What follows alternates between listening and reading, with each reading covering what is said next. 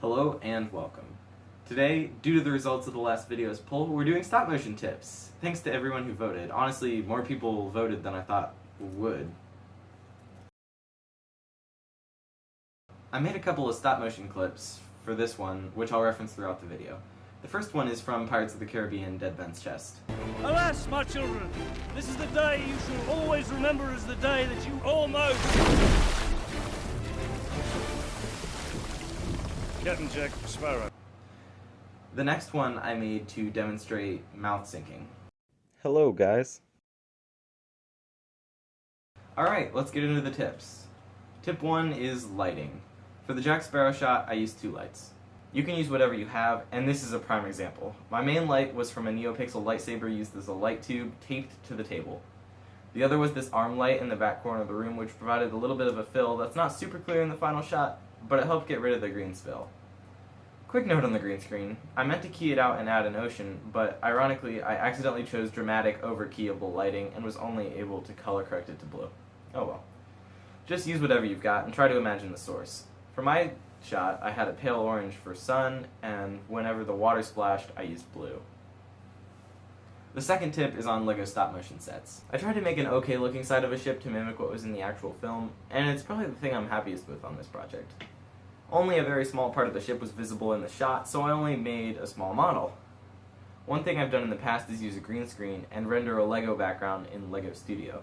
There's a link to that program in the description. It can be a good way to extend your set or even add foreground elements.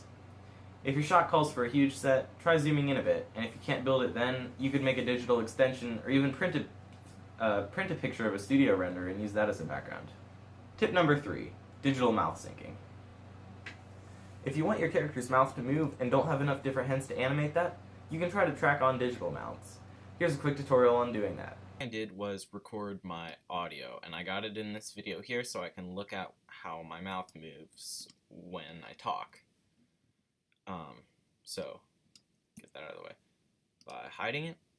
And then the next thing I did, if we hide all these layers here, was to make a blurry little solid there. I used a couple different solids, but since his head didn't move too much, I just loosely keyframed the motion of the solids to match, and that worked just fine for me. I sampled the color from his face for that, and that was just to get rid of his mouth.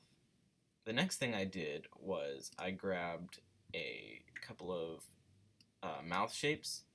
So I started, since he's not talking right here, with a flat one, and I manually keyframed this by matching up the eyes of the mouth with the mouth shape with the eyes that are already on him. So we're going to start with that one, and then when I start saying hello, we get this kind of teeth, I don't know, that mouth. Moving on to the next one, I added this, it's sort of like a hello. As we move on to this mouth here, which is just a smaller one, and just kept doing that to match up, and it was actually very simple. I wasn't able to get a great track on the eyes, so I just manually positioned it, and I think it looks okay. And then as I continued building these up, we just get to the end, and then I was done and ready to switch back to the original mouth, which was already on the minifigure. So I just turned off all the layers right here and exported that out. Hello, guys. Thanks for checking this video out. If you enjoyed it, please like and subscribe, and I'll see you in the next one, hopefully on lighting.